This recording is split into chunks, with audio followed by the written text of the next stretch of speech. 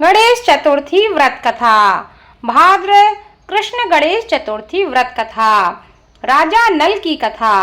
पार्वती जी गणेश जी से पूछती हैं कि हे पुत्र, भादो कृष्ण चतुर्थी को संकट नाशक चतुर्थी क्यों कहा गया है? अतः उस दिन का व्रत किस प्रकार किया जाता है, इसके बारे में मुझे समझाकर कहो।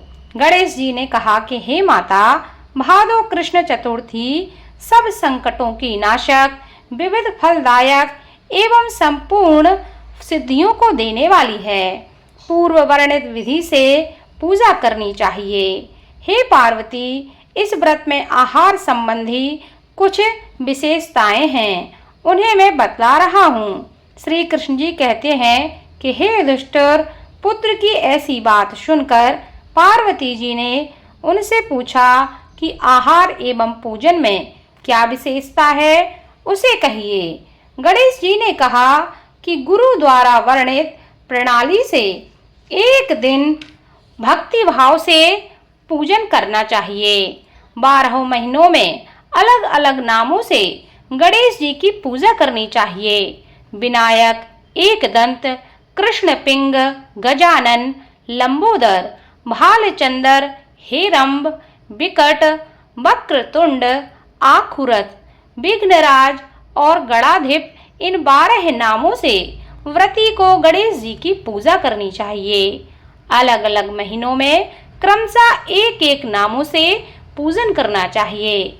चतुर्थी के दिन प्रातः नित्य कर्म से निर्वृत्त होकर व्रत का संकल्प करना चाहिए। तत्पश्चात रात्रि में पूजन एवं कथा का श्रवण करना चाहिए। पूर्व काल में नल नामक एक पुण्यात्मा और यशस्वी राजा हुए। उनकी रूपशालिनी रानी दमयंती नाम से प्रसिद्ध थी। एक बार उन्हें शापग्रस्त होकर राजयुत होना पड़ा और रानी के वियोग में राजा को कष्ट सहना पड़ा। अब उनकी रानी दमयंती ने इस सर्वोत्तम व्रत को किया। पार्वती जी ने पूछा कि हे पुत्र, दमयंती ने किस विधि से इस व्रत को किया और किस प्रकार व्रत के प्रभाव से 3 महीने के अंदर ही उन्हें पति से मिलने का संयोग प्राप्त हुआ, इन सब बातों को आप बतलाइए। श्री कृष्ण जी ने कहा कि हे युधिष्ठिर, पार्वती जी के ऐसा पूछने पर बुद्धि के भंडार गणेश जी ने जैसा उत्तर दिया, उसे मैं तुमसे कह रहा हूँ, सो उसे ध्यान पूर्वक सुनो। श्री गणेश जी कहते हैं कि हे माता, राजा नल को बड़ी बड़ी आपदाओं का सामना करना पड़ा। हाथी खाने से, हाथी और घुड़साल से घोड़ों का अपहरण हो गया। डाकुओं ने राजकोष लूट लिया और अग्नि की ज्वालाओं में घिरकर उनका सारा माल भस्मासात हो गया। राज्य को नष्ट करने वाले मंत्री लोगों ने भी उनका साथ छोड़ दिया। राजा जुए में सर्वस्व गवा बैठे। उनकी राजधानी भी उनके हाथ से निकल गई। सभी ओर से निराश और असहाय होकर राजा नल वन में चले गए। वन में रहते समय उन्हें दमयंती के साथ अनेक कष्ट झेलने पड़े।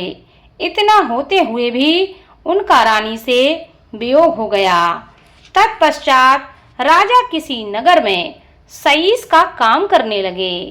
रानी किसी दूसरे के घर में रहने लगी तथा राजकुमार भी अन्यत्र नौकरी करने लगा।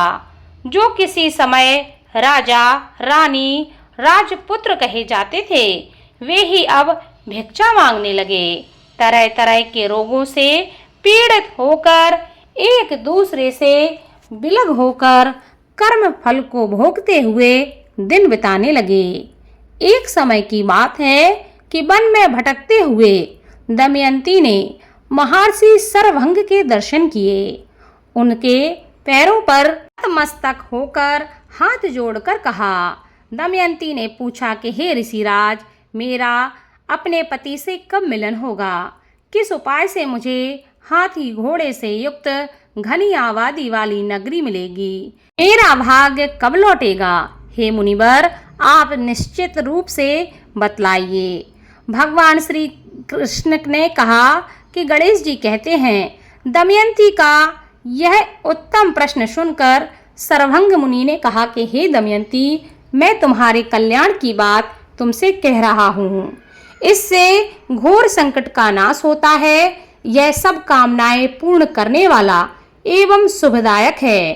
भादो मास की कृष्ण चतुर्थी संकट नाशक कही गई है। इस प्रकार जो भी नर नारियों को एक दंत गजानन की पूजा करनी चाहिए।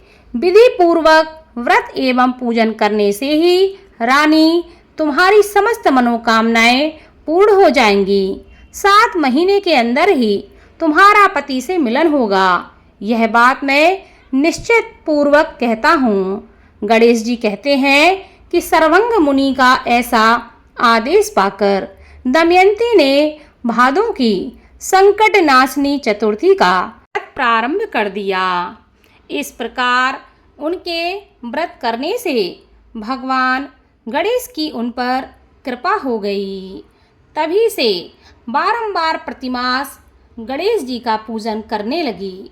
7वें महीने में हे राजन, इस उत्तम व्रत को करने से उसे पति, राज्य, पुत्र एवं पूर्वकालीन वैभव आदि की प्राप्ति हुई। भगवान श्री कृष्ण कहते हैं कि हे युधिष्ठिर, इसी प्रकार जो भी भगवान गणेश के इस व्रत को करता है उसे अपने राज्य की प्राप्ति होती है और आपको भी अपने राज्य की प्राप्ति होगी और आपके सभी शत्रुओं का नाश होगा। यह पूर्णता निश्चय है। हे राजन, इस प्रकार मैंने सभी व्रतों में उत्तम व्रत का वर्णन किया है। यह सब कष्टों का नाश करता हुआ आपके भाग्य में वृद्धि करेगा और आपके जीवन के समस्त मनोरथों को पूर्ण करेगा। जो भी मनुष्य भगवान गणेश के इस व्रत को करता है, इसकी कथा का श्रवण करता है, उस पर भगवान गणेश की विशेष कृपा प्राप्त होती है और उनके जीवन में किसी भी प्रकार का संकट और समस्याएं नहीं आती हैं। उनके जीवन में हर प्रकार से सुख समृद्धि बनी रहती है। बोलो भगवान गणेश की जय।